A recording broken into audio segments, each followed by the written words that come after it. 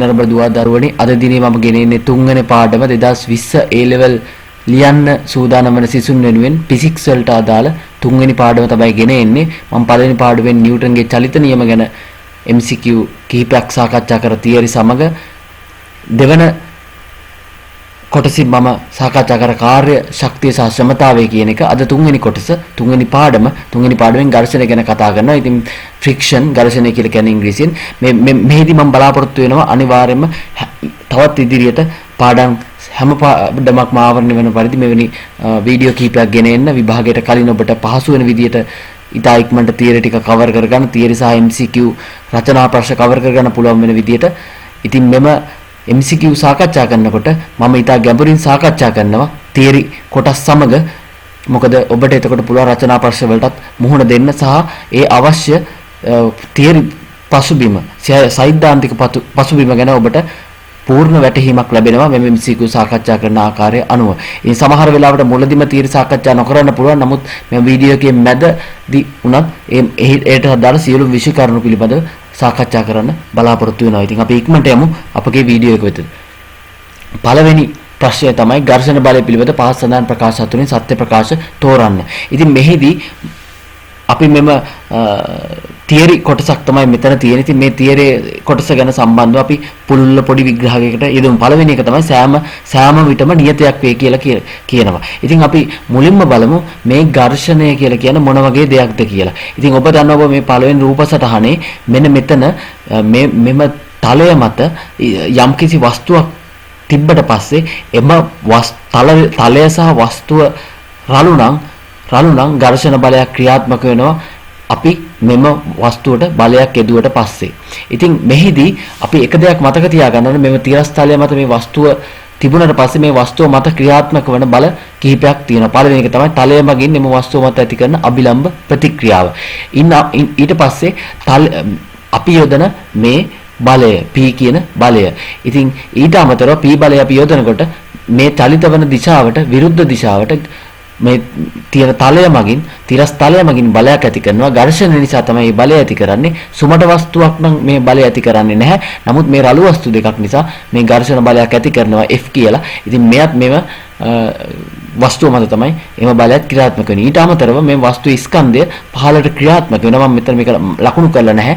මේ වස්තු ස්කන්ධය mg කියලා බලයක් ක්‍රියාත්මක වෙනවා. ඉතින් මේ වස්තුව සැලකුවට පස්සේ ඉහළට කියන්නේ තිරස්තලය මත සිරස්ස සමතුලිතතාවය පවතින නිසා, ඒ කියන්නේ සිරස්ස මේ චලනය වෙන්නේ නැති නිසා අනිවාර්යයෙන්ම මේ R බලය ස්කන්ධය කියන එකට සමාන වෙනවා. ස්කන්ධයට නෙවෙයි, ස්කන්ධය ගුරුත්වයෙන් වැඩි කරාම වෙන බලයට සමාන වෙනවා. R සමානයි mg වෙනවා මෙතන R බලය. ඉතින් මෙවැනි අවස්ථාවක අපි මෙම වස්තුව මෙවැනි තලයක තියලා අපි P බලය බිඳුව ඉඳන් වැඩි කරනවා කියලා හිතමු. මෙන්න මේ ප්‍රස්ථාරය ඔබට බලන්න, මේ ඔබට ප්‍රස්ථාරය දීලා තියෙන්නේ P බලයත් එක්ක ඝර්ෂණය වෙනස් වෙන ආකාරයේ ප්‍රස්ථාරයක් තමයි දීලා තියෙන්නේ. මෙතන ඔබට පේනවා මේ මවුස් පොයින්ට් එක යන විදිහට අපි මේ P බලය මුලින්ම P බලය බිඳුව ඉඳන් වැඩි කරනවා කියලා හිතන්න. ඒ P බලය බිඳුවේදී ඉඳන් අපි වැඩි කරගෙන යනකොට මේ F බලයත් P බලයට සමානව වැඩි වෙනවා. ඒක තමයි මේ අංශක 45න් මම පෙන්නලා තියෙන්නේ.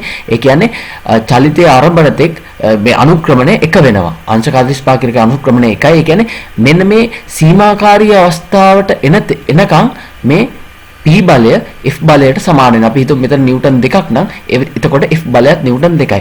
මොකද සීමාකාරී අවස්ථාවට එනකම් මේ වස්තුව නිශ්චලතාවයේ තියෙනවා. නිශ්චලතාවයේ තියෙන නම් මේ තිරස් බල දෙකයි තියෙන්නේ P සමානයි F වෙන්න ඕන. ඉතින් සීමාකාරී අවස්ථාවට එනකම් මෙම බල දෙක සමාන වෙනවා. ඊට පස්සේ සීමාකාරී අවස්ථාවට ආවට පස්සේ අපි P බලය වැඩි කරනවා. P බලයෙන් වැඩි කරගෙන යද්දී F බලය වැඩි වෙන්නේ නැහැ.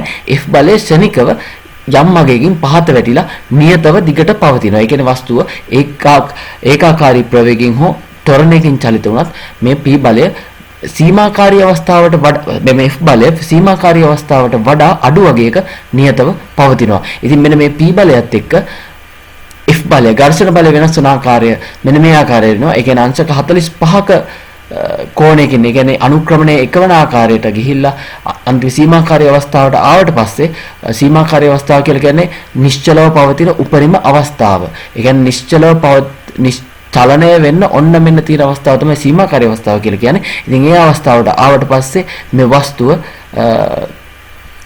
ඇවිල්ලා ඊට අපි p බලය වැඩි කරනකොට ඝර්ෂණ බලය ශනිකව යම් ප්‍රමාණයකින් අඩු වෙලා නියතව පවතිනවා. ඉතින් මේකෙන් අපිට පේනවා මේ පළවෙනි ප්‍රකාශය වැරදි කියලා. සම විටම මෙම ඝර්ෂණ බලය නියත වෙන්නේ නැහැ. ඒක වෙනස් වෙනවා වස්තුවක් සඳහා. ඊළඟට රළු ස්පර්ශයක් ඇති විට යෙදේ කියලා කියනවා දෙවෙනි එක. ඉතින් ඔබ දන්නවා රළු ස්පර්ශයක් තිබුණොත් කොහොමත් ඝර්ෂණ බලය රළු ස්පර්ශයක් හා සම්බන්ධ වෙනවා. නමුත් ඔබ බලන්න මේ වස්තුවක අපි මෙන්න මේ දේ බලන්න. මෙතන අපි හිතමු මේ වස්තුව තියලා තියෙන තලයත් සුමට වෙලා වස්තුවත් සුමට වුණොත් ඝර්ෂණ බලය 0යි. ඒ ඔබ දන්නවා. ඊට අමතරව වස්තුව රළු වෙලා අපි තියෙන තලයත් සුමට වුණොත් ඝර්ෂණ බලය 0යි. ඒත් ඝර්ෂණ බලයක් ක්‍රියාත්මක වෙන්නේ නැහැ. මොකද ඔබ දන්නවා අපේ දැන් එක පෘෂ්ඨයක් රළු වුණාට පස්සේ පෘෂ්ඨ දෙකම රළු වෙන්න ඕන ඝර්ෂණ බලයක් ක්‍රියාත්මක වෙන්නේ. ඉතින් මෙතනත් ඝර්ෂණ බලය 0යි. මොකද හේතුව මෙතන පෘෂ්ඨය රළු වුණාට වස්තුව සුමටයි. ඉතින් ඔබ දන්නවා මේක ඔබට අධ්‍යයනය කරන්න පුළුවන්. ඔබ දියසෙවල් බැදිච්ච තැනක ඔබ කකුල තියාගෙන යනකොට ඔබ ලිස්සල යනවා. ඒ කියන්නේ ඝර්ෂණය එතන අඩු නිසා. කියන්නේ ඝර්ෂණ බලයක් එතන ක්‍රියාත්මක වීම අඩු නිසා. ඉතින් ඔබගේ කකුලේ ඝර්ෂණ බලය තිබුණට එතන ඒ කියන්නේ අර දියසෙවල් බැඳුන නිසා ඝර්ෂණ බලය අඩු වීම නිසා ලිස්සන ස්වභාවයක් ඇති වෙලා තියෙනවා. ඉතින් එතෙන්දිම තේරෙනවා එක පෘෂ්ඨයක් රළු වුණාට මදි පෘෂ්ඨ දෙකම රළු වෙන්න ඕන ඝර්ෂණ බලයක් ක්‍රියාත්මක වෙන්න. ඉතින් ඔබ මෙන්න මෙතන මේ දෙවෙනි අවස්ථාව බලන්න මේ අවසාන අවස්ථාව බලන්න පෘෂ්ඨ දෙකම රළු වෙන්න ඕන ඝර්ෂණ බලයක් ක්‍රියාත්මක වෙන්න. මොකද මෙවැනි අවස්ථාවක් තියෙන්න ඕන. ඉතින් මේ අවස්ථාවේදී ඔබට තේරෙනවා මේ දෙවෙනි ප්‍රකාශය වැරදි කියලා. රළු ස්පර්ශයක් ඇති විට යෙදී කියලා කියන්න බෑ. මොකද ස්පර්ශ දෙකම රළු වෙන්න ඕන. එක ස්පර්ශයක් තිබ්බට මදි ස්පර්ශ දෙකම රළු වෙන්න ඕන. ඒ නිසා මෙම දෙවෙනි වර්ණයත් වැරදි. ඊළඟට අපි තුන්වෙනි වර්ණය ගත්තොත් රළු ස්පර්ශයකදී අභිලම්බ ප්‍රතික්‍රියාවක් හා සාපේක්ෂ චලිතය සඳහා බලයක් පැවතිය යුතුය. රළු ස්පර්ශයකදී අභිලම්බ ප්‍රතික්‍රියාවක් හා සාපේක්ෂ චලිතය සඳහා බලයක් පැවතිය යුතුය. ඉතින් ඔබට මොකද්ද මේකෙන් කියන්නේ කියලා තේරුම් ගන්න මෙන්න මේ රූප සටහන වෙත චුට්ටක් යොමු වෙන්න. ඊට කලින් ඔබ මාගේ channel එක subscribe කරන්න.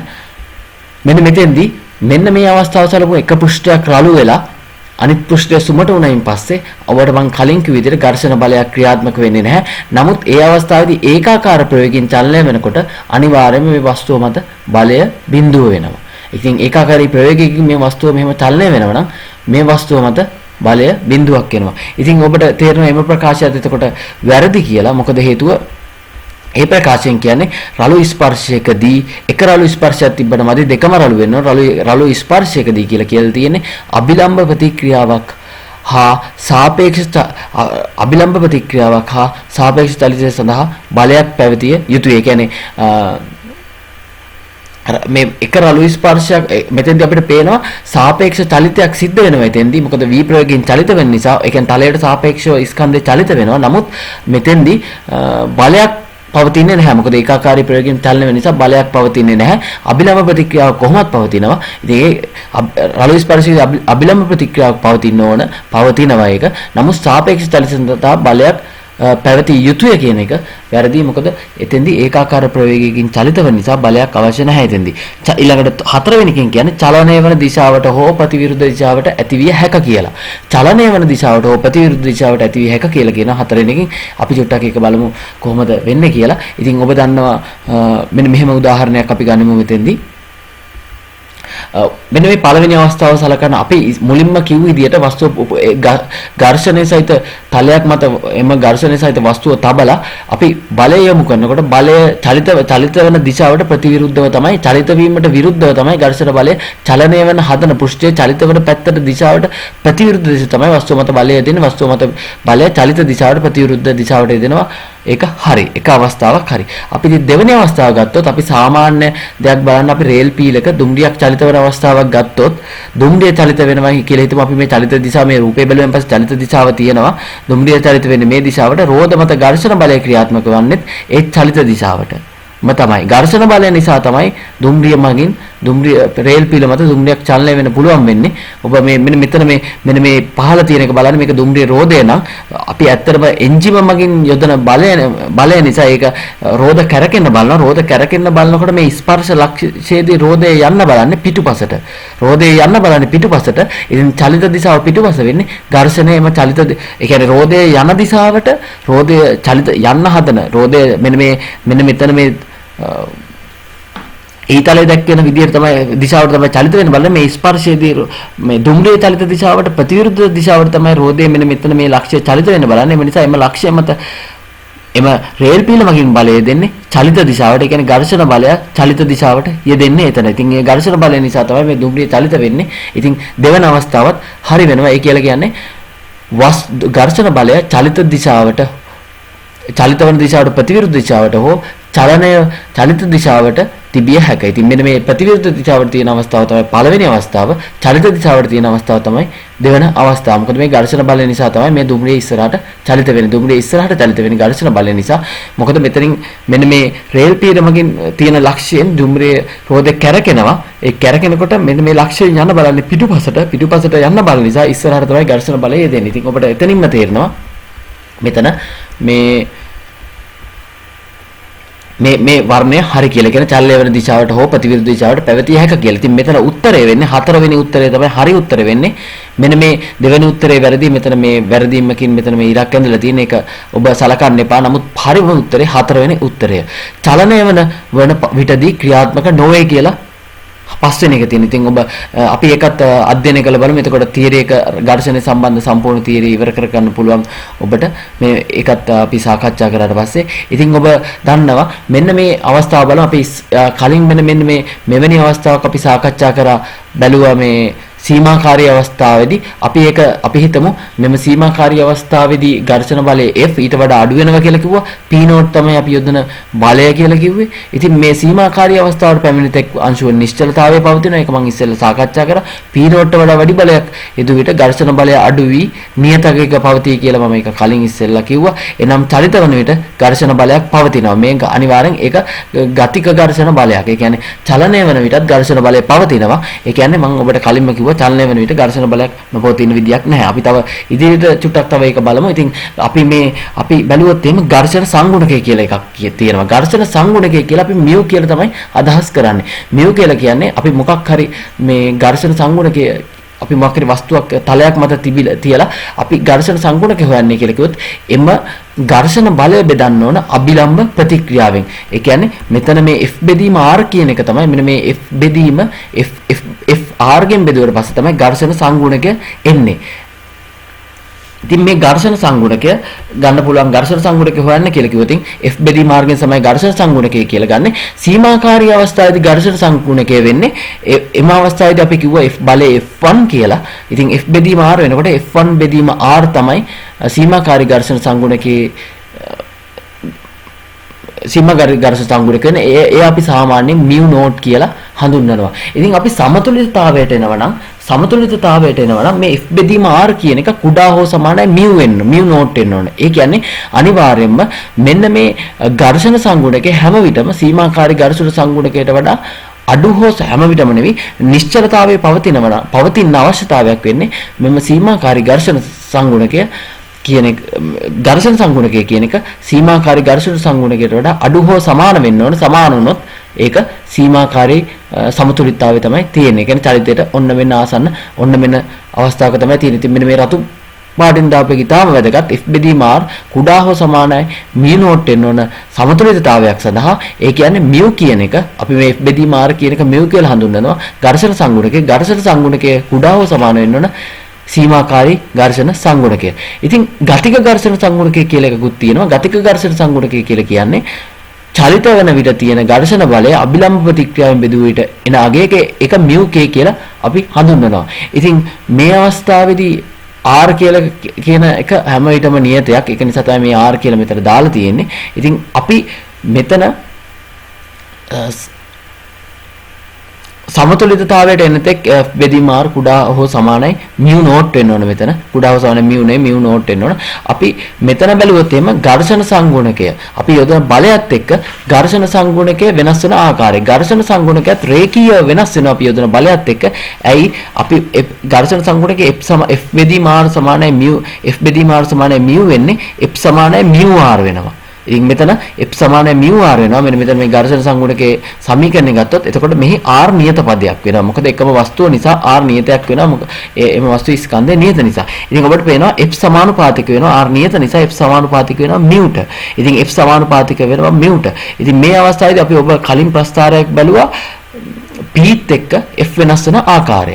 පීත් එක්ක f වෙනස් වෙන ආකාරයේ ප්‍රස්තාරයක් බැලුවා. ඉතින් අපි මෙතනින් කියනවා f සමානුපාතික වෙනවා mu ට. අපි පීත් එක්ක f වෙනස් වෙන ආකාරය තමයි කලින් ප්‍රස්තාරය දැක්කේ. ඉතින් පීත් එක්ක mu වෙනස් වෙන ආකාරය තමයි මෙන්න මේ ප්‍රස්තාරයෙන් දකින්නේ. ඉතින් පීත් එක්ක f වෙනස් වෙන ආකාරයම තමයි පීත් එක්ක mu වෙනස් වෙන්නේ. මොකද f සමානුපාතික වෙනවා mu යම් දෙයක් යම් දෙයකට සමානුපාතික වෙනවා නම් යම් දෙයක් යම් පදයකට යම් මොකක් හරි දෙයකට සමානුපාතික වෙනවා නම් ඒ එකක් මොකක් හරි තව වෙනත් එකක් එක්ක කිසියම් ආකාරයක කියන්නේ විචලනයක් සිදු කරනවද? ඉතින් ඒ ආකාරයටම තමයි එම සාධකයේ අනෙක් සාධකයත් එක්ක වෙනස් වෙන්නේ. ඒ කියන්නේ මෙහි මේ f සමානුපාතික වෙනවා mu ත් එක්ක. එතකොට p f එක්ක වෙනස් වෙන ආකාරයටම තමයි p mu ත් එක්ක වෙනස් වෙන්නේ. නමුත් මෙතන වෙනසකට තියෙන්නේ මෙතන අංශක 45ක් වෙන්නේ නැහැ. නමුත් මේ වගේ සරල රේඛීය විචලනයක් තමයි මෙතන තියෙන්නේ. ඉතින් මේ අවස්ථාවේදී අපි මේ කියන්නේ සාමාන්‍යයෙන් මේ mu k කියන එක මෙන්න මේ විදිහට ගිහිල්ලා මේ mu k කියන එක ආසන්න වශයෙන් සමාන වෙන 4න් 3යි mu not. ඉතින් සාමාන්‍ය වශයෙන් ඒක තමයි සාමාන්‍ය වශයෙන් ගණන්නේ. ඉතින් මෙතන මේ වගේ අවස්ථාවේදී මේ වස්තුව අපි මෙතන මේ ප්‍රස්ථාරය ගත්තොත් p බලය වැඩි කරගෙන යනකොට මේ ඝර්ෂණ සංගුණකයත් වැඩි වෙවි යනවා සීමාකාරී අවස්ථාවට එනකම්. සීමාකාරී අවස්ථාවට ආවට පස්සේ ඝර්ෂණ සංගුණකය අඩු වෙලා නියතව පවතිනවා. ඒ නියතව පවතිනවා කියන ගතික ඝර්ෂණ සංගුණකය කියලා. මේ ඝර්ෂණ සංගුණකය වෙනස් වෙන්නේ ගතික ඝර්ෂණ සංගුණකයේ බලපානම එම වස්තුවේ ස්වභාවය මත. ඒ කියන්නේ පෘෂ්ඨයේ ඝර්ෂණ ස්වභාවය මත. ඉතින් ඔබ කියලා දෙන්න තියෙන තියරි ටික මෙතනින් අවසానයි. නමුත් ඔබ උත්තරය වෙන්න ඕනේ මෙම ගානේදී මෙම පිළිතුරේදී 4 වෙනි එක තමයි පිළිතුර වෙන්නේ. ඉතින් මෙවැනි මම ඔබට කලිනුත් කිව්වා මෙවැනි වර්ණයන් 5ක් තියෙන තෝරන එකකදී ඔබ හරියටම උත්තරයක් දන්නේ නැත්නම් ඔබට වෙන්න බැරි කියලා හිතන ටික මුලින්ම අයින් කරලා ඉතිරි ටිකෙන් උත්තරේ තෝරන එක තමයි ලේසි. මම ඔබට කලිනුත් කිව්වා කලින් නවතාවක් මම ඔබට කියන්නේ නැහැ. මොකද උත්තරයක් හරියාමේ සම්භාවිතාවය වැඩි වෙනවා අපි මේ වර්ණයන් ටික අඩු කරගත්තොත්. ඒ කියන්නේ හැම විටම අපිට වෙන්න බෑ කියන ටික අයින් කරලා වෙන්න සැක හිතන ටික විතරක් තියාගෙන ඒකෙන් එකක් තෝරගත්තොත් ඔබට හරි උත්තරේ ගන්න පුළුවන් වේවි. ඒ කියන්නේ ලකුණුත් වැඩි කරගන්න පුළුවන් MCQ වලදී. ඉතින් අපි දෙවෙනි ප්‍රශ්නයට යමු ඉතා ඉක්මනටම. දැන් අපි තියරි ටික සාකච්ඡා කරලා ඉවරයි. දෙවෙනි ප්‍රශ්නේ ඉඳන් ඉතා වේගයෙන් කරගෙන යන්න පුළුවන් මේ සීමාකාරී ස්ථිතික ඝර්ෂණ බලය සම්බන්ධයෙන් ඌ පහත සඳහන් ප්‍රකාශ බලන්න කියලා තියෙනවා. ප්‍රකාශන බලය වැඩි වෙන විට ප්‍රකාශන බලය වැඩි වෙන විට වැඩි වෙයි කියලා කියනවා.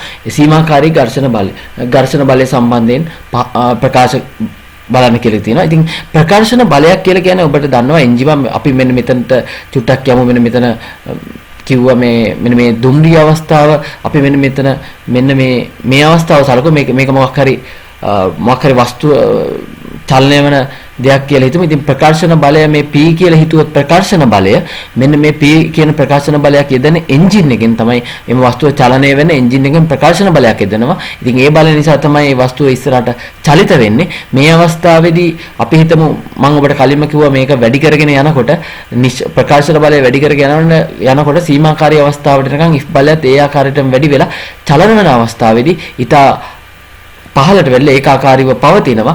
මේ P බලය F බලයට සමාන නම් ඒ අවස්ථාවේදී චලිත වෙන්නේ ඒකාකාරී. ඒ කියන්නේ ඒකාකාරී ප්‍රයෝගයෙන් චලිත වෙන්න පුළුවන්. P බලය F බලයට සමානව තියාගෙන ගියොත් P බලය F බලයට වැඩි වුණොත් ත්වරණයකින් චලිත වෙනවා. P බලය F බලයට වඩා වැඩි වුණොත් ත්වරණයකින් චලිත වෙනවා. ඉතින් මෙහිදී මේ MCQ එකේදී අහන්නේ ප්‍රකාශන බලය වැඩි වෙන විට වැඩි වේ කියලා තියෙනවා. ඉතින් සීමාකාරී ඝර්ෂණ බලය කියලා කියන එක වෙනස් වෙන්නේ නැහැ.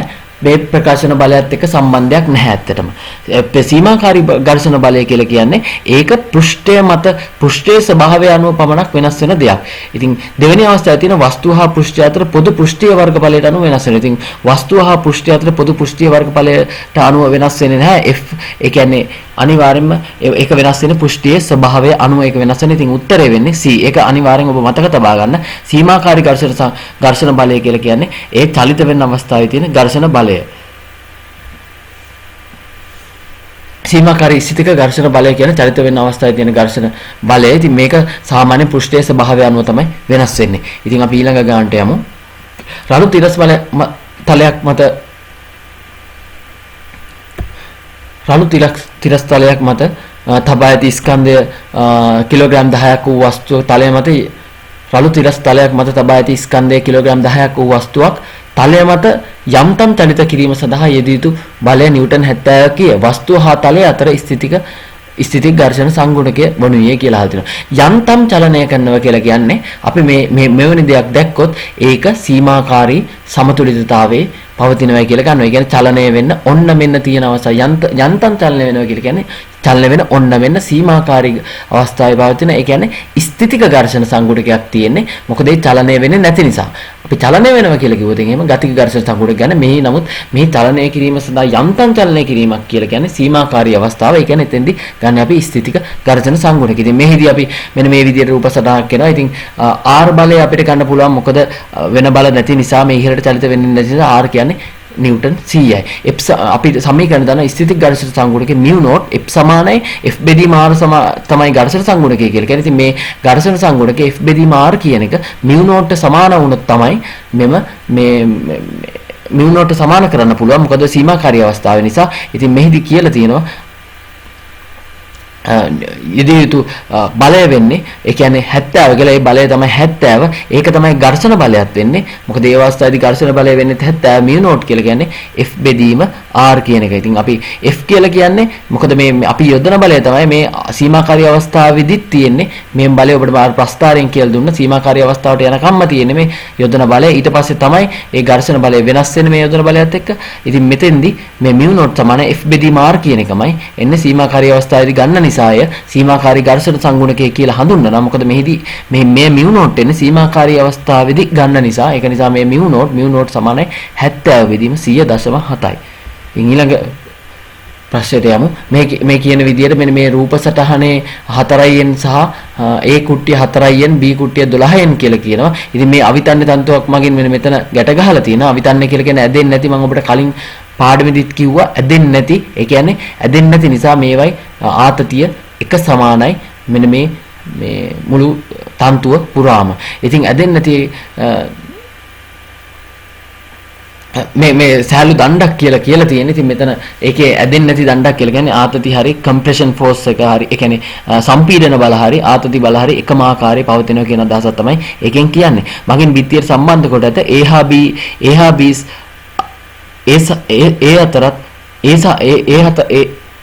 B අතරත් B හා F අතරත් ස්ථිතික ඝර්ෂණ සංගුණකේ 4න් එකක් වේ කියලා කියනවා. ඒ කියන්නේ ස්ථිතික ඝර්ෂණ සංගුණකය කියලා කියන්නේ සීමාකාරී අවස්ථාවේ පවතින ඝර්ෂණ සංගුණකය. ඉතින් B ඇදීම සඳහා P බලයේ අවමාගය අහන්නේ. ඉතින් මෙහිදී අපි මතක තබා ගන්න ඕන B ඇදීම සඳහා කියලා කියන්නේ B චලනය වෙන්න ඔන්න මෙන්න අවස්ථාව. මොකද අවම බලය කියලා කියන්නේ අපි ස්ථිතික අවස්ථාව ගත්තම හරි. මොකද චලනය වෙන්න ඔන්න මෙන්න තියෙන්නේ අවස්ථාවන්. ඒක තමයි වැදගත් වෙන්නේ. මතක තබා ගන්න. ඉතින් එතෙන්දී ගාන හදන්නේ මෙන්න මේ විදියට අපි මේ බල ලකුණු කරොත් මේක ඉතාම වැදගත්. මේ වගේ එකදී මම මේ වැඩිපුරම මේ ඔබට බල ලකුණු කරන ආකාරය තමයි මේ මෙතෙන්දී විදහා දක්වලා තියෙන්නේ. මොකද ඔබට වෙන ගණනක් හදන බල සමතුලිතතාවය හදන්න ගියත් ඔබට මේක පාවිච්චි කරන්න පුළුවන්. දැන් අපි හිතමු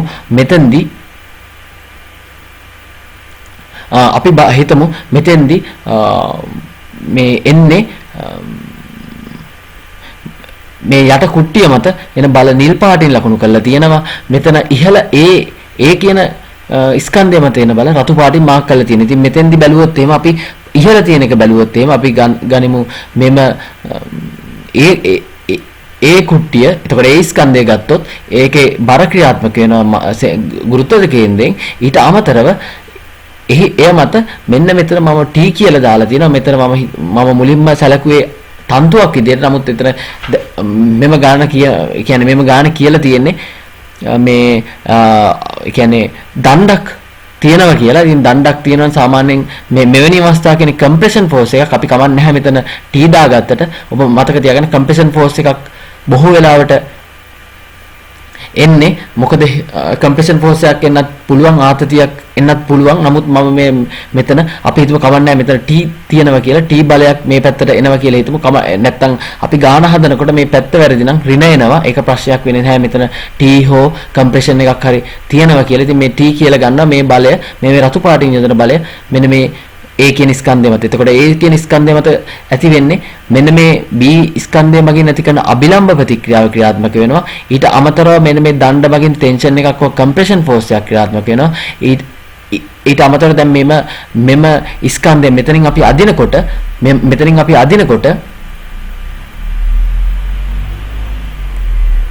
මෙම ස්කන්ධයේ යන්න බලන්නේ මේ දිශාවට.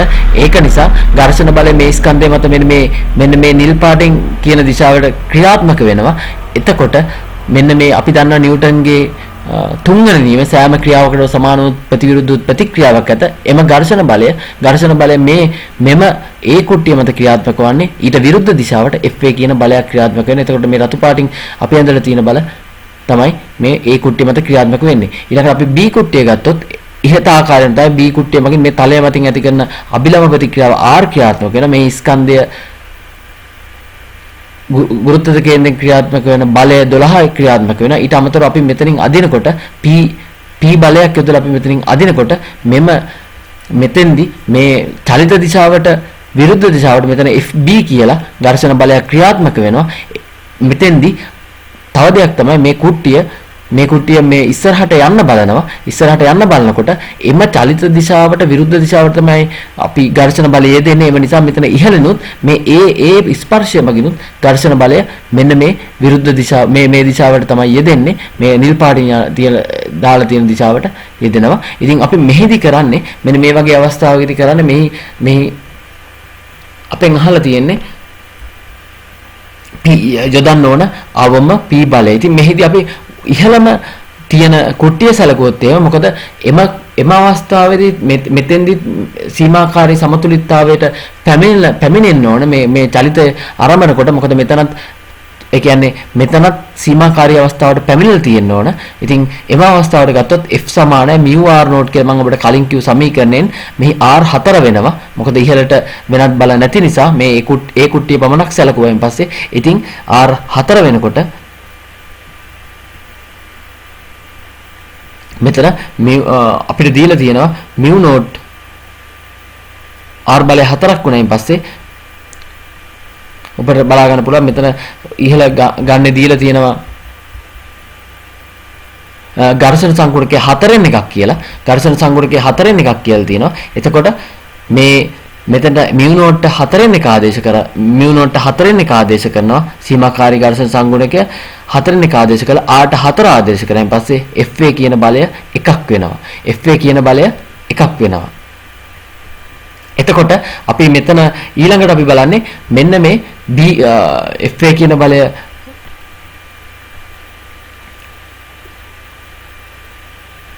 එකක් වෙනවා. ඊට පස්සේ අපි පද්ධතියටම සමතුලිතතාවයට මොකද එම සීමාකාරී සමතුලිතතාවයක් තියෙන නිසා තිරස් මෙන්න බල විභේදනයක් කරොත් P ඍණ P බලය එනවා. මෙතන පද්ධතියම සැලකුවොත් එහෙම මේ ඝර්ෂණ බල දෙක කැපිලා යනවා. මෙතන P බලය එනවා.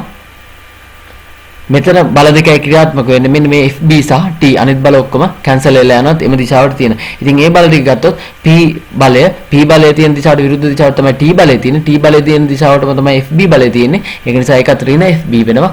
ඉතින් FB කියන එක P ඍණ එකක් වෙනවා. FB සමානයි P ඍණ එකක් වෙනවා. ඊට පස්සේ අපි RB බලය කියලා කියන්නේ මෙම මේ තලයෙන් ක්‍රියාත්මක කරන අභිලම්බ ප්‍රතික්‍රියාව. ඉතින් මේ සිරස්ස බැලුවොත් එහෙනම් මේ ස්කන්ධයන් දෙකේ බල දෙක පමණයි ක්‍රියාත්මක වෙන්නේ. මේ R ට R කැපිලා යනවා. ඉතින් 16ක බලයක් තමයි RB ට ක්‍රියාත්මක වෙන්නේ. ඉතින් මෙම අවස්ථාවේදී මෙම ස්කන්ධය F බෙදීම අපිට P බලය තමයි හොයාගන්න ඕන. මෙතෙන්දී අපිට අවශ්‍ය වෙන්නේ සීමාකාරී ඝර්ෂණ බලය සීමාකාරී චලිත අවස්ථාවට f බෙදීම r සමානයි mu not කියලා හදාගන්න. ඉතින් අපි මෙතෙන්දී f සහ f බෙදීම r මෙහි f බෙදීම r කියලා කියන්නේ fb බෙදීම RB. ඉතින් අපි FB හොයා ගන්න ඕනේ මෙතෙන්දී. RB අපිට හොයා ගන්න ඕනේ. අපිට RB හොයන්න ප්‍රශ්නයක් නැහැ. නමුත් මෙතන FB හොයා ගන්න ඕනේ. මේ FB හොයාගෙන තියෙන්නේ අපි. ඉතින් ඒක තමයි අපි මේ මුලින්ම කරේ. මේ බල විභේදනය කළා මේ පැත්තට FB හොයාගත්තා වාසය කියලා. මේ ඊට පස්සේ f බෙදීම r සමානයි mu not. ඉතින් f බෙදීම r කියලා කියන්නේ fb බෙදීම rb. ඉතින් fb කියලා කියන්නේ මෙතන p ඍණ 1 කියලා හොයාගත්තා. ඉතින් එතනින් අපි 16න් බෙදුවට පස්සේ ඒක 4න් එකට සමාන වෙනවා. මොකද ඒකත් සීමාකාරී අවස්ථාවේ තියෙන නිසා ඒ නිසා p කියන බලය 5ට එනවා. ඉතින් අපි මේ වෙන ගානකදී අපි මුලින්ම බලන්න ඕන මෙතන කියලා තියෙන දේ. කියන්නේ මේ කලින්ම කියලා තියෙන අපි ගානට නැවතත් ගියොත් එතන කියලා තියෙනවා ස්ථිතික ඝර්ෂණ සංගුණිකයක් තමයි දීලා තියෙන්නේ. ඉතින් මේ අවම බලයක් අහලා තිනවා ස්ථිතික ඝර්ෂණ සංගුණිකයක් දීලා තිනවා. එතකොට ඔබට අනිවාර්යයෙන්ම මතක් වෙන්න ඕන සීමාකාරී ඝර්ෂණ සංගුණිකය. සීමාකාරී අවස්ථාවේ තමයි තියෙන්නේ කියලා. සීමාකාරී අවස්ථාවේ තමයි තියෙන්නේ කියලා ඔබ මතක් වෙන්න ඕන. මොකද අවම බලය අහලා තියෙන නිසාත් මෙතන දීලා තියෙන්නේ ස්ථිතික ඝර්ෂණ සංගුණිකය නිසාත්. ඉතින් මෙන්න අන්න එවැනි මේ ගාන කියවගෙන යනකොට අන්න ඒ වගේ වචන වලින් ඔබට මේ ගාන මොන විදියට විසඳන්න ඕන කියලා පොඩි අදහසක් ගන්න පුළුවන්. අන්න ඒ වගේ දේවල් පොඩ්ඩක් හරියටම ගාන කියවුවොත් හරි අවධානයෙන් ගාන කියවුවොත් එහෙම මොන අවස්ථාවද ඒ කියන්නේ ගතික අවස්ථාව සලකනවද සීමාකාරී අවස්ථාව සලකනවද මොන අවස්ථාවන්ද සලකන්නේ කියලා ඔබට තීරණයක් ගන්න පුළුවන් මෙන්න මේ මේක සැලකුවොත් එහෙම. ඉතින් මෙතෙන්දී එතකොට අපිට ඔබ දැන් එතකොට මෙතන ඔබ දන්නවා අනිවාර්යයෙන් මෙතන සීමාකාරී අවස්ථාව තමයි සලකන්න ඕන කියලා. එතකොට ඔබට අනිවාර්යයෙන් මෙන්න මේ රූප සටහන දෙස බැලුවොත් එහෙම බල ලකුණු කරගන්න වෙනවා. තියෙන බල ගැන අවබෝධයක් ලබා ගන්න වෙනවා. ඊට පස්සේ මෙතෙන්දී ඔබට කරන්න වෙන්නේ මෙන්න මේ හොයන්න ඕන සීමාකාරී අවස්ථා කියලා කියන්නේ මෙන්න මෙතෙන්දී චලිත වෙන්න පුළුවන්. ඊළඟට සම්පූර්ණ සම්පූර්ණ පද්ධතියම චලිත වෙන විදියට චලිත වෙන්න ඔන්න මෙන්න තියෙනවා කියලා ගන්නවා. ඉතින් මුළු පද්ධතියම ගත්තොත් අපිට ඕන වෙන්නේ අපි මුළු පද්ධතියම ගත්තොත් අපි mu not සමානයි fb බෙදීම rb. ඉතින් මෙතෙන්දී rb හොයා ගන්න ඕන. අපිට rb හොයා ගන්න ප්‍රශ්නයක් නැහැ. සිරස් විභේදනය කරන පස්සේ rb හොයා ගන්න පුළුවන්. නමුත් fb හොයා ගන්න බෑ. මොකද t එකක් තියෙන නිසා මෙතන t එකක් තියෙනවා.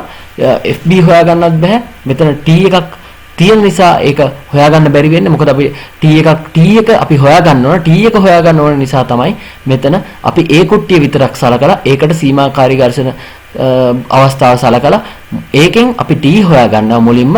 ඒ කියන්නේ ඒකෙන් අපි f හොයාගන්නවා. ඒකෙන් f හොයාගෙන ඊට පස්සේ මේ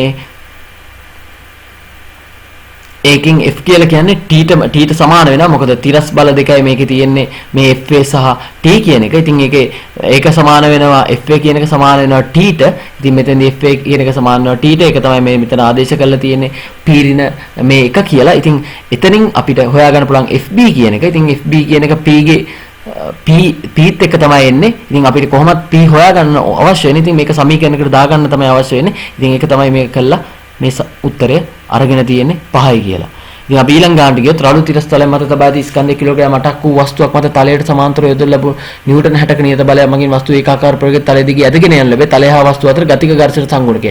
ඉතින් මේ වස්තුවක් චලනය වෙනවා නම් අනිවාර්යයෙන්ම එන්නේ ගතික ඝර්ෂණ සංගුණකයක් චලනය වෙලා එන එක දානගම ඒ කියන්නේ චලනය වෙනවා නම් අපිට හොයන්න වෙන්නේ ගතික ඝර්ෂණ සංගුණකය. ඉතින් මේ වස්තුවේදීත් අපිට මේ විදිහටම බල ටික ඇඳ ගන්න. එතකොට බල ටික ඇඳගත්තට පස්සේ ගතික ඝර්ෂණ සංගුණකයක් දෙන්නේ mu k කියන එක එකක් සමාන වෙන්නේ එම අවස්ථාවේ f බෙදීම r කියන එකට. ඉතින් මෙතන දීලා තියෙන දත්තයන් වලින් ඔබට පේනවා නිව්ටන් 60ක නියත බලයක් මගින් ඒකාකාර ප්‍රවේගයෙන් චලනය කරනවා කියලා කිලෝග්‍රෑම් 8ක. ඉතින් අපිට මේ සිරස් විභේදනය කරොත් r කියලා කියන්නේ 80යි කියලා අපිට ගන්න පුළුවන්. මොකද ඒක සිරස්ව චලනය වෙන්නේ නැති නිසා. ඉතින් තිරස්ව බැලුවොත් මේක ඒකාකාරී ප්‍රවේගයකින් චලනය කරන නිසා මේ තියෙන ඝර්ෂණ බලය මේ තියෙන නිව්ටන් 60ටම සමානයි. ඉතින් f බෙදීම r ගත්තොත් 0.75 එන්නේ වැඩි අවස්ථාවක් ගන්න අවශ්‍ය නැහැ. අපි ඊළඟ ගානට යමු. ඉතින් මේ ගාන කියවොත් එහෙම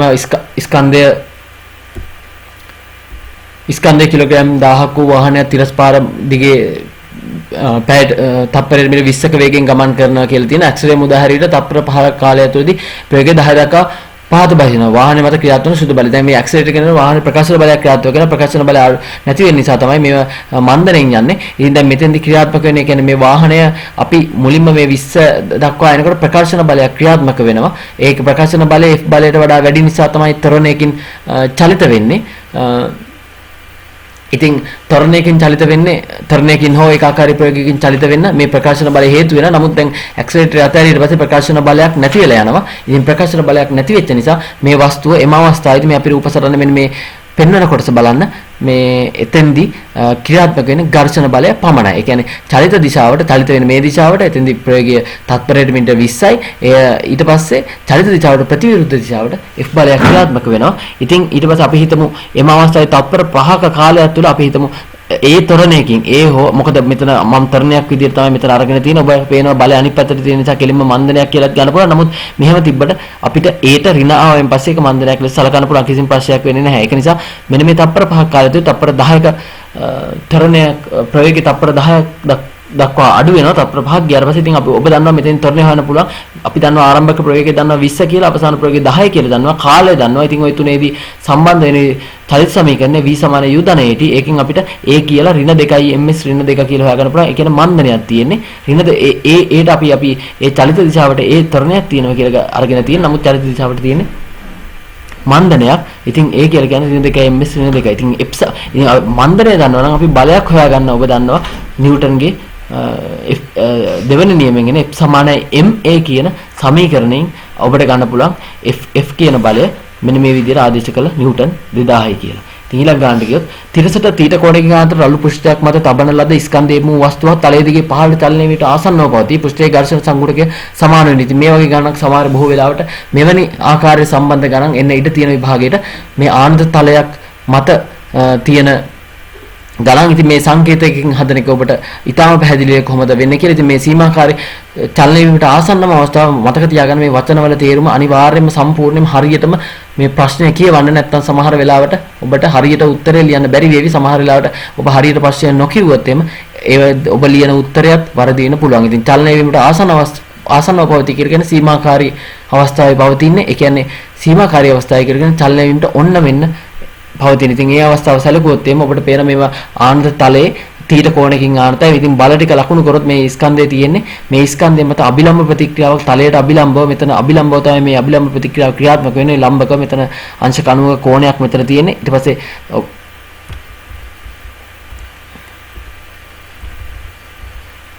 මෙතන තීට කෝණය අනිවාර්යයෙන්ම මෙන්න මේ කෝණය තීට වෙනවා. මෙන්න මෙතන කෝණය මේ කෝණයට සමාන වෙනවා. ඔබ මතක තබා ගන්න. මොකද මෙන්න මේ කෝණය ඔබට ගන්න පුළුවන්. ඒ කියන්නේ මෙන්න මේ වගේ ඒ කියන්නේ යම්කිසි කෝණ දෙකක් හදන කෝණ දෙකක් අන්තර්ගත කරන රේඛා දෙකක් අවස්ථා දෙකකදී අභිලම්බව ඡේදනය වෙනවා නම් එම කෝණ දෙක සමාන වෙනවා. ඒ කියන්නේ මෙන්න මේ රේඛාව සහ මේ කෝණය ඇති කරන රේඛා දෙක මේ රේඛා දෙක මේ කෝණය ඇති කරන රේඛා දෙක මේ රේඛා දෙක. ඉතින් මේ රේඛාවත් මෙන්න මේ අනිත් කෝණය ඇති කරන මේ රේඛාවත් අභිලම්බව ඡේදනය වෙනවා. ඊට අමතරව මේ රේඛාවත් අනිත් කෝණය ඇති කරන අනිත් රේඛාවත් අභිලම්බ වෙනවා. අන්න මේ අවස්ථාවේදී මේ කෝණ දෙක තීට වෙනවා. එහෙම නැත්නම් ඔබට ගන්න පුළුවන් මේක අංශක 90ක් මෙතන අංශක 90ක් වෙනවා. මෙතන 90 ඍණ තීට.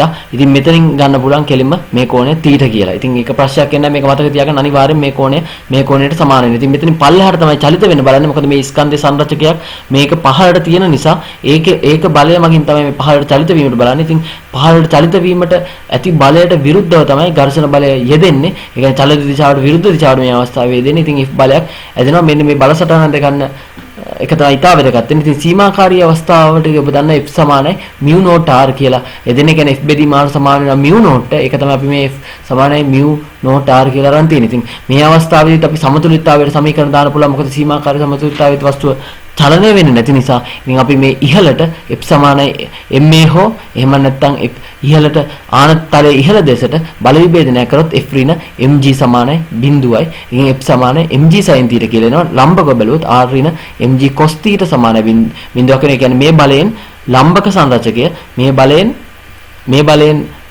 මෙම තලයට මේ තරයි ලම්බක සංරචක වෙන mg cos θ. ඉතින් r කියන එක mg cos θ වෙනවා. mu not කියන f බෙදීම r mu not කියන එක tan θ ට මෙතෙන්දි සමාන වෙනවා. ඉතින් අපි ඊළඟ කොටසට යමු. මෙන්න මේ වගේ රූප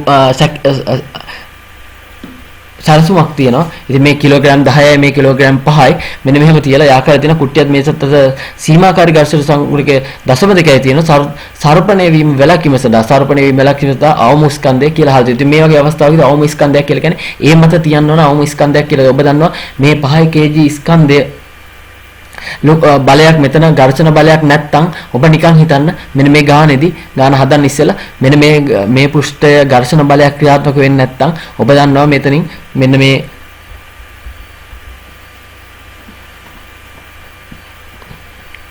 B ස්කන්ධේ බර වෙන්නේ නිව්ටන් 50යි. 5 වැඩි කිරීම 10. අපි ගුරුත්වාකර්ෂණය 10 කියලා ගත්තොත්. ඉතින් ඒක තමයි මේකේ ආතතිය වෙන්නේ. ඒ කියන්නේ අපි නිකන් හිතුව මේක සමතුලිතව පවතිනවා කියලා. සමතුලිතව පවතිනවා නම් මේකේ ආතතිය වෙන්නේ 50යි. නමුත් මේ 50 මේ තන්තුව දිගේම ක්‍රියාත්මක වෙන නිසා මේ පැත්තට 50ක බලයක් ක්‍රියාත්මක වෙනවා. ඉතින් ඒක නිසා අනිවාර්යෙන් මේක චලිත වෙන්න මේ පැත්තට බලනවා. ඉතින් මෙතන ඝර්ෂණ බලයක් තියෙන නිසා අපි හිතමු මෙතන ඝර්ෂණ බලයක් ක්‍රියාත්මක වෙන නිසා මේක ඒ කියන්නේ මෙතෙන්දී අපි මේ පැත්තට අදිනකොට මේ පැත්තට ඝර්ෂණ බලය ඇති වෙලා මේක නිශ්චලතාවයේ පවතින උපරිම උත්සාහයක් නිශ්චලතාවයේ පවතින බලනවා. නමුත් මෙන්න මේ බලය වැඩි නම් මේක අනිවාර්යයෙන්ම චලිත වෙනවා. නමුත් මෙන්න මෙතන මේ බර වැඩි වුණොත් ඔබට අත්දැකීමෙන් දන්න ඇති මෙතන බර වැඩි වුණොත් මේක චලිතය නවත්ත ගන්න පුළුවන්. මොකද F බෙදීම R සමානයි μ වෙනවා. මේ μ වගේ නියතයක් R වගේ වැඩි වෙනකොට R වගේ වැඩි වෙනකොට F වගේ වැඩි වෙන විදිය ඔබ දන්නවා. එතකොට ඝර්ෂණ බලය වැඩි ඝර්ෂණ බලයක් තියෙන නිසා මේක චලිත වෙන බලන අන්න ඒ වගේ අවස්ථාවක් තමයි මෙහිදී කියන්නේ. ඉතින් මෙහිදී කියන්නේ සර්පණය වීම වැළැක්වීම සඳහා ඒ මත තැබිය යුතු අවම ස්කන්ධය. ඉතින් මේවයින් කියවෙන්නේ මේ සීමාකාරී අවස්ථාවේදී ඒ කියන්නේ චලිතය වෙන්න අවම ස්කන්ධය වෙන්නේ ඔබට කියනකොටම හිතා ගන්න පුළුවන් මෙතන ලොකු ස්කන්ධයක් තිබ්බොත් කොහොමද චලිත වෙන්නේ නැහැ. අවම ස්කන්ධයක් තිබුණොත් අවම ස්කන්ධයක් තිබුණොත් චලනය වෙන්න ඔන්න මෙන්න චලනය නොවි චලනය වෙන විදියට තියන්න පුළුවන්. ඒ කියන්නේ චලනය වීමට ආසන්න අවස්ථාවෙන් තියන්න පුළුවන්. ඒක තමයි අවම ස්කන්ධය, අඩුම ස්කන්ධය වෙන්නේ. ඉතින් ඒක තමයි මේ හොයන්න කියලා තියෙන්නේ. ඉතින් ඔබට ඒකෙම හිතා ගන්න පුළුවන්. පොඩ්ඩක් කල්පනා කරොත් එහෙම මේක කියන්නේ සීමාකාරී ඝර්ෂණ සීමාකාරී සමතුලිත අවස්ථාවේ තියෙන අවස්ථාවක් ගැන තමයි මේ කියන්නේ කියලා ඔබට වැටහෙනවා. ඉතින් මෙහි තව දෙයක් තමයි නොයදෙන සුළු තන්තුවක් කියලා තියෙන. ඉතින් ඒකේ තේරුම ඔබ දැනගන්න මම කලිනුත් කිව්වා නොයදෙන සුළු තන්තුවක් කියලා කියන්නේ මේ තන්තුවේ මෙන්න මේ කොටසේ ආතතිය තිබුණොත් එම ආතතියම මෙන්න මේ කොටසෙදිත් ක්‍රියාත්මක වෙනවා. තව දෙයක් තමයි මෙතන මේ කප්පිය සුමට කියලා තියෙනවා. ඉතින් කප්පිය සුමට නිසා කොහොමත් මේ ආතති දෙක සමාන වෙනවා. මේ තන්තුව සැහැල්ලු සහ අවිතන්නේ නිසා තන්තුව සැහැල්ලු සහ අවිතන්නේ වෙන්න ඕන. ඊට අමතරව මේ කප්පිය සුමට වෙන්න ඕනේ. එහෙම වුණොත් තමයි මේ දිගේම යන ආතතිය එකම වෙන්නේ. ඉතින් ඔබට දන්නවා ඉතින් ඒ දත්තයන් ටිකත් එක්ක අපි මේ රූප සටහන ඇන්දොත් බල සටහන ඇන්දොත් මේක ක්‍රියාත්මක වෙනවා. මේ T කියලා රතු පාටින් දාලා තියෙන මේ 5 කිලෝග්‍රෑම් මත ක්‍රියාත්මක වන බලය. මේ නිල් පාටින් දාලා තියෙන්නේ T කියලා මේ 10 කිලෝග්‍රෑම් මත තියෙන බලය. අපි හිතමු අවම ස්කන්ධේ M කියලා මේ අපි මෙතන දාලා තියෙනවා. ඉතින් සම්පූර්ණ බලය බර තමයි මේ ක්‍රියාත්මක වෙන්නේ M ධන 10යි G. ඉතින් මේ පැත්තට චලිත වෙන්න මේ පැත්තෙන් මෙතනින් අදිනකොට මෙතනින් ඝර්ෂණ බලයක් අනිවාර්යයෙන්ම ක්‍රියාත්මක වෙනවා. ඒ ඝර්ෂණ බලය F කියලා කියනවා. මේ T දෙක සමානයි. මොකද මේ කප්පිය සුමටයි මෙම තන්තුව සැහැල්ලුයි අවිතන්නේයි. ඒක නිසා අනිවාර්යයෙන් මේ T දෙක දෙපැත්තේ සමාන වෙනවා. ඉතින් මේ සීමාකාරී අවස්ථාවේ තියෙන නිසා පද්ධතියේම සමතුලිතතාවය පවතිනවා. ඉතින් B ට පමණක් අපි ඉහළට බල විභේදනය කරොත් මෙතන එනවා T සමානයි 5G කියලා අපිට ගන්න පුළුවන්. ඊට පස්සේ අපි මෙතන සීමාකාරී සමතුලිතතාවයේ තියෙන නිසා ඉතින් T සමානයි 5G වෙනවා.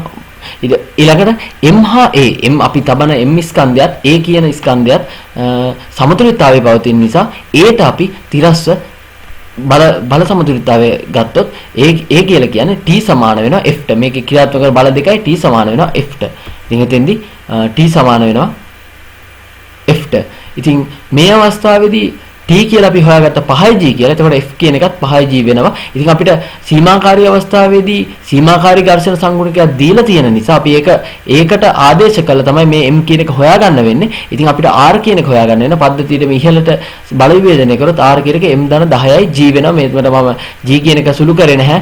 ගුරුත්වාකර්ෂණ විදිහට දාගත්තා. මොකද ඒක කැපිලා යන නිසා. ඉතින් සීමාකාරී අවස්ථාවට අපි දැම්මොත් මේ M එක දානවා. දාලා සීමාකාරී ඝර්ෂණ සංගුණකය 0.2යි කියලා දීලා තියෙනවා. ඒක ආදේශ කරන් පස්සේ M ට 15 කියලා ගන්න ප්‍රයත්න කරලා අවම ස්කන්ධ වෙන්නේ 15යි කිලෝග්‍රෑම් උත්තරයට.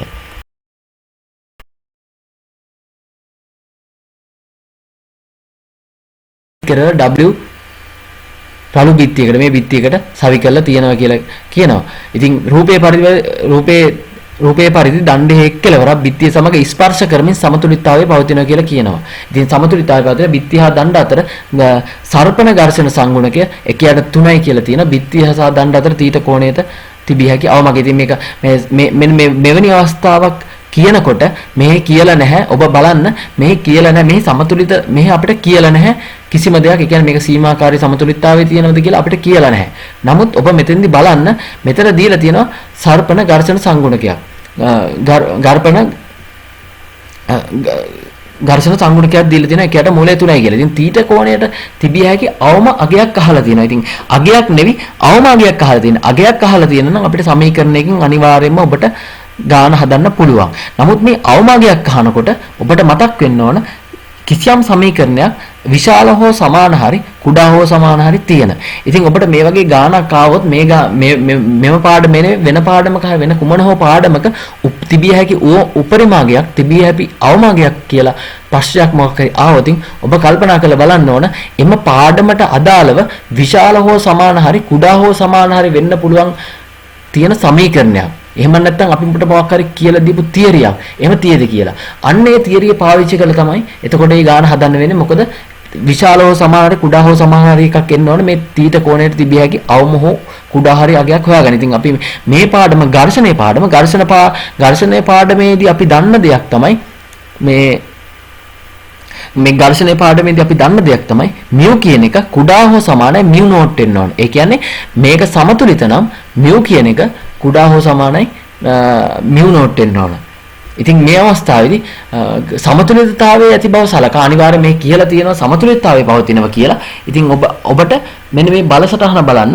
මේ බලසටහන ඇන්දොත් එහෙම මේ අපිට කියලා තියෙන ගුරුත්ව කේන්ද්‍රයෙන් ගැට ගහලා තියෙන මේ තන්තුවෙන් T බලයක් ආතති බලයක් ක්‍රියාත්මක වෙනවා. ඉතින් මැදින් මේ වස්තුවේ ස්කන්ධය W ක්‍රියාත්මක වෙනවා. ඊට අමතරව මෙන්න මේ ස්පර්ශ වෙන තැනදී දණ්ඩ බිත්තියත් එක්ක ස්පර්ශ වෙන තැනදී අභිලම්බ ප්‍රතික්‍රියාව බිත්තියට අභිලම්බව මේ දණ්ඩ මේ ස්පර්ශක පෘෂ්ඨයට අභිලම්බව R බලයක් ක්‍රියාත්මක කරලා ඉතින් මේ පහළට සර්පණය වෙන බල නිසා මෙන්න මේ දණ්ඩ මේ කෙලවර ඉතින් ඉහළට ඝර්ෂණ බලයක් ක්‍රියාත්මක වෙනවා. ඉතින් අපි මෙහිදී මම ඔබට කිව්වා මෙහිදී උපරිම හෝ අවමගයක් අහන නිසා අනිවාර්යයෙන්ම උපරිම අවමගය සම්බන්ධව උපරිම අවම සම්බන්ධ වෙන කියන විශාල හෝ සමාන හෝ ඒ ලකුණ සම්බන්ධ වෙන සමීකරණයක් මතක් වෙන්න ඕන කියලා. ඉතින් මේ ඝර්ෂණ පාඩම නිසා සමතුලිත වෙන්න නම් අනිවාර්යයෙන්ම F බෙදීම R කියන එක කුඩා හෝ සමානයි μ වෙන්න ඕන. මම ඔබට මුලින්ම ප්‍රස්තාවවලත් කිව්වා μ නෝට් වෙන්න ඕන. F බෙදීම R කියන එක කුඩා හෝ සමානයි μ නෝට් වෙන්න. ඒ කියන්නේ F බෙදීම R කියන්නේ ඝර්ෂණ සංගුණකය. ඒ කියන්නේ μ කියන එක මේ μ නෝට්ට වඩා කුඩා හෝ සමානයි නම් තමයි මෙම වස්තුව සමතුලිතව පවතින්නේ. මේ μ නෝට් අවස්ථාවේ μ නෝට්ට සමාන වුණොත් අපි කියනවා ඒක සීමාකාරී සමතුලිතතාවයේ පවතිනවා කියලා. මේ F බෙදීම R කියන එක μ නෝට්ට වඩා අඩු නම් එය සමතුලිතතාවයේ පවතිනවා. μ නෝට්ට සමාන වුණොත් එහෙම සීමාකාරී සමතුලිතතාවයේ පවතිනවා. ම නෝට්ට වඩා වැඩි වුණොත් එහෙම ඒක සමතුලිතතාවයේ පවතින්නේ නැහැ. අන්න ඒක ප්‍රධාන දෙයක් ඔබ මතක තබා ගන්න. ඉතින් එතකොට අපිට මෙන්න මේ සමීකරණය තමයි යොදන්න වෙන්නේ. මොකද අපිට උපරිමාවමයක් හොයන්න නිසා මම කිව්ව ඔබට මේ විශාලව කුඩා තියෙන එකක් හොයාගන්න ඕන කියලා. ඉතින් මෙන්න මේකට යොදන නිසා අපිට දීලා තියෙනවා සීමාකාරී ඝර්ෂණ සංගුණකය 1 යට මූලය 3යි කියලා. ඉතින් මේ අගය දන්නවා ඔබට හොයන්න තියෙන F සහ R. ඉතින් මෙවැනි එකකදී මෙවැනි සමතුලිතතාවයේ පවතින පද්ධතියකදී ඔබට බල හොයන්න පුළුවන් තිරස්ස විභේදනය කළ හොයන්න පුළුවන් සිරස්ස විභේදනය කළ හොයන්න පුළුවන් ගුරුන අරගෙන හොයන්න පුළුවන්. ඉතින් ඔබ දන්නවා F බෙදීම R හොයනකොට තිරස්ස අපිට මෙතෙන්දී F බෙදීම R අවශ්‍ය නිසා මෙන්න මේ මේ සමීකරණවල T සහ W නැහැ. ඒක නිසා අපි තිරස්ස සහ සිරස්ස විභේදනය කරලා T සහ W එනවා. ඉතින් අපි මෙන්න මේ T සහ W එන්නේ නැති වෙන විදියට අපි බලමු කොහොමද මෙන්න මේකේ සමතුලිතතාවයට යම්කිසි සමීකරණයක් ගන්න පුළුවන්ද කියලා. ඔබ දන්නවා එම බල දෙක ඡේදනය වෙන ලක්ෂයකින් ගූර්ණ ගත්තොත් එම බල දෙක එන්නේ නැහැ. ඉතින් ඔබ දන්නවා මේ ගුරුත්ව කේන්ද්‍රයෙන් යන නිසා අපි G වටා ගූර්ණ ගත්තොත් අපිට T සහ W නොමැති සමීකරණයක් ගන්න පුළුවන්. ඉතින් ඒක අරගෙන අපි විසඳන්න බලන්න. එහෙම තමයි හිතන්න වෙන්නේ. ඉතින් මේ F බලයෙන් AG කියන්නේ මෙන්න මේ දුර sin θ. ඉතින් ඒකෙන් අපි එනවා මෙන්න මේ R බලයෙන් AG cos θ. ඉතින් මෙන්න මේ සමීකරණයෙන් F බෙදීම R කියන එක cot θ ට සමාන වෙනවා. ඉතින් අපිට කෙලින්ම විභේදනය කරන් ගාන හදන්න ගියොත් එහෙම වැඩි වෙලාවක් යනවා. ඒක නිසා අපි පහසුකමේට ඒ කියන්නේ F බෙදීම R විතරක් යන විදිහට අපි දන්නවා කොහොමත් මෙතෙන්දී එන විදිහට බල දෙකයි තියෙන්නේ. බල දෙකට ගූර්ණ ගත්තයින් පස්සේ කොහොමත් අපිට F බෙදීම එකක් ගන්න පුළුවන් කියලා මතක් වෙන්න ඕන, පේන්න ඕන. මේ ගන්න දැක්කන් පස්සේ ඒකට තමයි අපිට පහසු වෙන ගණන් හදනකොට ඉතින් F බෙදීම r සමානයි cot θ කියලා එනවා. ඉතින් මේ cot θ කියන එක මෙන්න මේ සමීකරණයට ආදේශ කරොත් F බෙදීම r කියලා කියන්නේ mu කියලා කියන්නේ මෙන්න මේක muට වඩා mu not කියන එක විශාල හෝ කියන්නේ mu කියන එක කුඩා හෝ සමානයි mu not වෙන්න ඕනේ. ඉතින් මේ F බෙදීම r කියන cot θ කියන කුඩා හෝ සමානයි අපිට දීලා තියෙනවා ගන්න මේ mu not කියන එක 1/3යි කියලා cot θ 1/3ට වඩා කුඩා වෙන්න ඕනේ. ඉතින් ඔබට මෙතෙන්දී ත්‍රිකෝණමිතිය ගැන පොඩි අවබෝධයක් තියෙන්න ඕන. ඉතින් මේ cot θ කියන එක කුඩා හෝ සමානයි 1ට මූලය 3යි කියලා කියන්නේ cot වල නම් cot 60. ඒ කියන්නේ tan වල අනිත් පැත්ත තමයි මේක වෙන්නේ. ඒ කියන්නේ tan වල කෝණය වැඩි වෙනකොට මේ tan අගේ වැඩි වෙනවා, cot වල කෝණය වැඩි වෙනකොට tan අගේ අඩු වෙනවා. ඉතින් මේක ඔබ කටපාඩම් කරන් ඉන්න ඕන. cot 60 තමයි 1ට මූලය 3ක් වෙන්නේ. ඒ කියන්නේ tan 30 වෙන ගාන තමයි cot 60 වෙන්නේ. ඒ කියන්නේ tan 30 වෙන ගාන තමයි cot 60 වෙන්නේ. ඒක ඔබට මතකයි. අපි ත්‍රිකෝණමිතිය සමීකරණ වලින් tan 90 ඍණ 30 කියලා කියන්නේ cot, ඒ කියන්නේ tan 90 ඍණ 30 කියලා කියන්නේ tan 90 ඍණ cot 60 කියලා කියන්නේ cot 60 කියලා කියන්නේ tan 90 ඍණ 30 කියන එක. cot 60 කියලා කියන්නේ tan 90 ඍණ 30 කියන එක. tan 90 ඍණ 30 කියලා කියන්නේ cot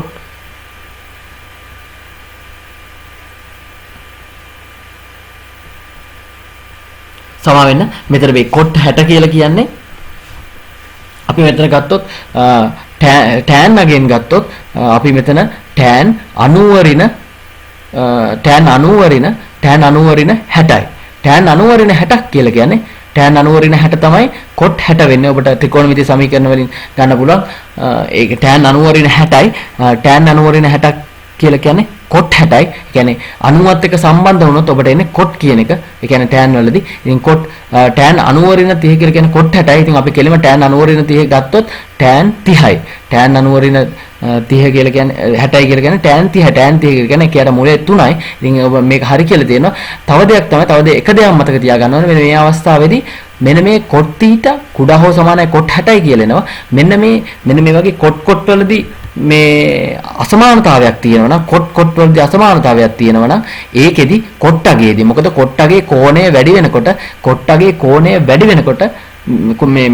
මේ කෝණය වැඩි වෙනකොට cot අගේ අඩු වෙන නිසා කෝණය වැඩි වෙනකොට cot අගේ අඩු වෙන නිසා අපි කෝණය විතරක් සලකනකොට මෙන්න මේ අසමානතාවය විශාල වෙනවා. ඒ කියන්නේ මේ θ විශාලව සමාන අංශක 60ක් වෙනවා. ඒක නිසා උත්තරේට අංශක 60යි එන්නේ. ඉතින් ඔබ මතක තබා ගන්න මේ වගේ තව කිහිපයක් තියෙනවා. මම මේක තමයි වැදගත් කරුණක් විදිහට මේ ඉදිරිපත් කරලා තියෙන්නේ. අපි tan θ විශාලව සමානයි tan β කියලා ගත්තොත් θ විශාලයි β. ඒ කියන්නේ ලකුණ මාරු වෙන්නේ නැහැ. ඉතින් sin θ ඒ විදිහම ලකුණ මාරු වෙන්නේ නැහැ. sec θ ගෙත් ලකුණ මාරු වෙන්නේ නැහැ. මොකද මේ වගේ කෝණය වැඩි වෙන්න අගයත් වැඩි වෙනවා. නමුත් මෙන්න මේ cos වල, cot වල, cosec වල මෙන්න මේ තුනේදී කෝණය වැඩි වෙන්න මේවා අගය අඩු වෙන නිසා අපි මෙන්න මේ කෝණෙත් එක්ක මේ ත්‍රිකෝණමිතික අනුපාතයක් එක්ක තිබුණාට පස්සේ කෝණය ගන්නකොට ඒකේ තියෙන ඒ විශාල හෝ කුඩා ලකුණේ අනිත් පැත්ත හැරිලා තමයි අපිට කෝණය ගන්න වෙන්නේ. ඉතින් මෙන්න මේ කරුණු ටික මතක තියාගන්න ගන්න. මේක ඉතාල වැදගත් වෙනවා.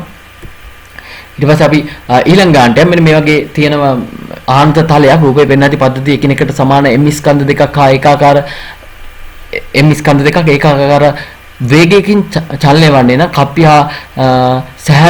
කප්පිය සැහැල්ලු හා ඝර්ෂණය රහිත නම්ද ස්කන්ධය තලයත් අතර ඝර්ෂණ සංගුණිකය අහනවා. ස්කන්ධය තලයත් අතර ඒ කියන්නේ ගතික ඝර්ෂණ සංගුණික. මේ චලනය වෙන අවස්ථාවේ අපි ඝර්ෂණ සංගුණිකයක් අහන නිසා ඒක ගතික ඝර්ෂණ සංගුණිකයක් කියලා මතක් වෙන්නත් ඕන. මෙතෙන්දි මම නැවතත් කියන කප්පිය සැහැල්ලු හා ඝර්ෂණය රහිත නම් කියලා කියන්නේ තවද මෙතන මේ තන්තුත් අවිතන්න වෙන්න ඕන. මොකද සැහැල්ලු සහ අවිතන්න වෙන්න ඕන. ඝර්ෂණ රහිත කියලා කියන්නේ දෙපැත්තම එකම ආතති බල ක්‍රියාත්මක වෙන නිසා. විතර බල සටහන මෙහෙම ඇන්දොත් මම ඔබට කිව්වා මෙතන දෙපැත්තම එකම ආතති බල ක්‍රියාත්මක වෙනවා. අර කියපු හේතුව නිසා mg බලය ක්‍රියාත්මක කරලා මෙන්න මෙතෙන්දී බල ක්‍රියාත්මක වෙන්නේ මේ ස්කන්ධ මත t බලය අභිලම්බ ප්‍රතික්‍රියාව මේ mg කියන බර ඝර්ෂණ බලය මේ මොකද මෙහෙම තියෙන නිසා පහළට මේක චලිත වෙන්න බලන්නේ. පහළට චලිත වෙන්න බලනකොට ඉහළට මෙතනින් කුට්ටිය යන්නේ. මෙතන කුට්ටිය අපි ඉහළට යනවා කියලා ගනිමු. මෙතෙන්දී ඒ ඉහළට යන නිසා මෙතන ඝර්ෂණ බලය චලිත දිශාවට විරුද්ධ දිශාවට තමයි ක්‍රියාත්මක වෙන්නේ කියලා ගන්නෙ. ඉතින් මෙහිදී ඒකාකාර වේගයෙන් යන නිසා ත්වරණයක් නැහැ බිඳුවයි. ඉතින් අපි ඉහළට f සමානයි ma කියලා යොදන්න පුළුවන් මේ පළවෙනි මෙන්න මේ a කියන එකට එතකොට t ඍණ mg මෙතන t ඍණ mg සමානයි ත්වරණයක් නැති නිසා බිඳුවයි t සමානයි mg වෙනවා. ඉතින් මෙතෙන්දී අපි b තලයේ දෙසට තලයේ ඉහළට f සමාන m යදුවොත් එimhe t ඍණ t බලය තියෙනවා f බලය තියෙනවා ඍණ mg මේ බරෙන් සංරචක වෙන්නේ mg sin alpha mg sin alpha එතකොට f කියන බලය mg එක ඍණ sin alpha එනවා. ඉතින් මේකට අභිලම්බව f සමාන m දැම්මොත් අභිලම්බව මොකද r ඍණ mg cos alpha සමානයි බිඳුව. එතකොට mu k ගතිඝර්ෂණ සංගුණක ඔබ f බෙදීම r කියන එක. ඉතින් මේ හොයාගත්ත දෙක ආදේශ කරොත් මෙන්න මේ උත්තරේ ගන්න පුළුවන්. ඊළඟ ගානට ගියොත් ස්කන්ධය 5 kg වූ ඒ නැමැති වස්තුවක් සරල සිලස් පෘෂ්ඨයක් ස්පර්ශ වෙන තේ මෙහෙම තබල තියෙනවලු. ඒ බිත්තියට ලම්බකව p බලයක් යොදනවා දීමෙන් තමයි මේක සමතුලිතව පවතිනවා කියලා කියන්නේ වස්තුව සහ බිත්තිය අතර ඝර්ෂණ සංගුණකය භාගය කියලා දීලා තියෙන වස්තුව යන්තම් චලනයට අවසන්ව පවතිනම් පිහි විශාලත්වය අපෙන් අහන. ඉතින් මේකේ මතක තබා ගන්න ඕන මේ බල ක්‍රියාත් මොනවද බල ක්‍රියාත්මක වෙන්නේ මේ කියලා තියෙන ගාන හරියට කියවනේ යන්තම් චලනය වීමට ආසන්න පවතිනම් ඒ කියන්නේ මේන් කියලා තියෙන සීමාකාරී ඝර්ෂණ සංගුණකයේ සීමාකාරී අවස්ථාවේ පවතිනවා කියලා තමයි ඒ අදහසෙන් කියන්නේ. ඉතින් ඒක වැදගත් නෑ. ඒක හරියට වටහා ගන්න බැරි ගාන හදන්න බැරි වෙනවා. ඉතින් මෙතෙන්දිත් අර බල සටහන අපි ඇන්දොත් මේකෙදි ක්‍රියාත්මක වෙනවා p බලය අභිලම්බ ප්‍රතික්‍රියාව ක්‍රියාත්මක වෙනවා මේ බිත්තිය මගින් මේ ස්කන්ධය මත ඊළඟට මෙහි බර ක්‍රියාත්මක වෙන පහළට මේ පහළට තමයි එන්න බලන්නේ. ඒක නිසා ඝර්ෂණ බලය ඉහළට ක්‍රියාත්මක වෙනවා. චලනයකට ආසන්න නම් සීමාකාරී සමතුලිතතාවයේ අවස්ථාවේ තමයි පවතින්නේ. අනිවාර්යයෙන්ම මේ මෙතන mu not එන්න ඕන. f බෙදීම r mu කියන එක කුඩා හෝ සමානයි. මෙතන mu not එන්න ඕන. mu not සමාන වෙන්න ඕනේ. ඒ කියන්නේ මෙම සීමාකාරී අවස්ථාවේ මෙතනදී තියෙන නිසා f බෙදීම r කියන එක mu not සමාන වෙනවා. ඉතින් සමතුලිතතාවයේ තියෙන නිසා මේ පැත්තට p සමානයි r වෙනවා. p සමානයි r වෙනවා. අපි ඉහළට ගත්තොත් මේක 5යි f කියන එක 5යි g වෙනවා. ඒ කියන්නේ 50 වෙනවා. ඉතින් මෙතෙන්දී අපිට ගන්න පුළුවන් මේකේ අපි බලය කියන එක CI කියලා. මෙතන මම සුළු කළ උත්තරේ දාලා නැහැ. නමුත් මෙන්න මේ සමීකරණයෙන් ඔබට ගන්න පුළුවන් P බලය කියන එක CI නිව්ටන් කියලා උත්තරේ ගන්න පුළුවන්. ඒ උත්තරේ කියන්නේ 5 වෙනි උත්තරේ තමයි එන්නේ. ඊළඟට අපි ගත්තොත් මෙතන මෙන්න මේ වගේ එකක් තියෙනවා. මෙන්න මේ රූපේ පෙන්වන ඇති MU කරත්තයක් ඒ කරත්තයක් හා ස්කන්ධ MU B තුනී තහඩුව අතර ඝර්ෂණ සංගුණකය mu වෙනවා කියලා කියනවා. ඝර්ෂණ සංගුණකය mu වෙනවා කියලා කියනවා. B තහඩුව නොවැටී සිටීම නම් තරණයේ අඩුතම අගය. තරණයේ අඩුතම අගය අහන්නේ. ඉතින් අපි මෙහිදී මෙතෙන්දිත් ඔබට මම කලින් අර ආනතලයේ ගානක් කියලා කිව්වා. අඩුතම අගයක් අහනකොට අර අසමානතාවය ඔබට මතක් වෙන්න ඕන. ඒ අසමානතාවය ඔබට මතක් වෙන්න ඕන. ඉතින් ඒ අසමානතාවය ඉතින් යම් පාඩමට අදාළ මොන ගාන තියෙන ගානට අදාළ පාඩමට අදාළ අසමානතාවයක් මතක් වෙන්න ඕන. මේ ගානේ වෙන ගානක් තිබුණත් ඒ ගාන අදාළ පාඩමේ තියෙන අසමානතාව ඒ ගානට සම්බන්ධ අසමානතාවයක් මතක් වෙන්න ඕන. ඉතින් මෙහිදී මතක් වෙන්න ඕන අනිවාර්යයෙන් මේ ඝර්ෂණය කියන පාඩමට සම්බන්ධ අසමානතාවය. ඒ කියන්නේ f බෙදීම r කියන එක මෙතන mu not mu නෙවෙයි මේ මෙතන mu not එන්න ඕන. මෙතන වැරදීමකින් මේ mu තියෙන මේ mu not සමාන වෙන්න ඕන. කුඩා හෝ සමාන වෙන්න ඕන. ඉතින් අන්න ඒක තමයි අනිවාර්යයෙන් මතක් වෙන්න ඕන අසමානතාවය. මෙන්න මේ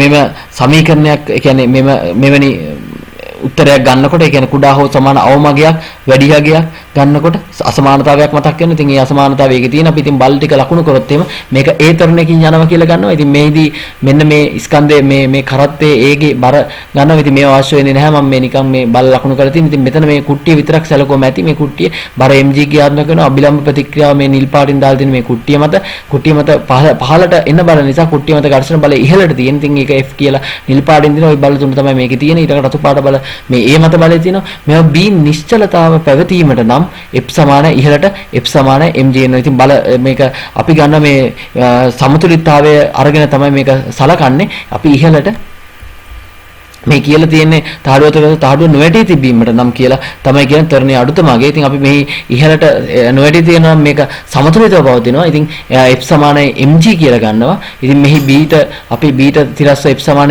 ma දුවත් එහෙම r සමානයි ma වෙනවා. r සමානයි ma වෙනවා r බලය. r බලය කියන එක ma වෙනවා. මේ පැත්තට දැක්කොත් මොකද r බලයක් පමණයි මෙහි ක්‍රියාත්මක වෙන්නේ අභිලම්බ ප්‍රතික්‍රියාව. ඉතින් මෙහිදී සීමාකාරී සමතුලිතතාවය පවතිනවා නම් අසමානතාවය වෙන්නේ f බෙදීම r කුඩා හෝ සමානයි mu not. මෙතන mu not වෙන්න ඕන. මෙතන mu not වෙන්න ඕන. මෙතන මේක දීලා තියෙන විදිහට ගානෙත් දීලා තියෙන්නේ mu කියලා. ඒක නිසා තමයි මෙතන මේ mu කියලා අරගෙන තියෙන්නේ.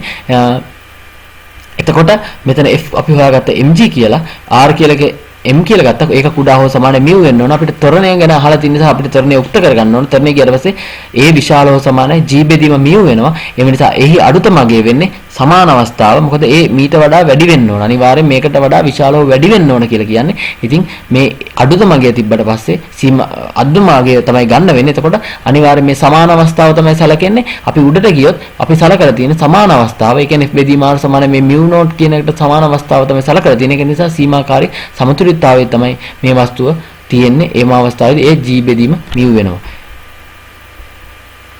ඉතින් මෙවැනි නැවතත් පාඩමකින් හමු වෙනතුරු ඔබට සුබ දවසක් වේවා කියලා ප්‍රාර්ථනා කරනවා.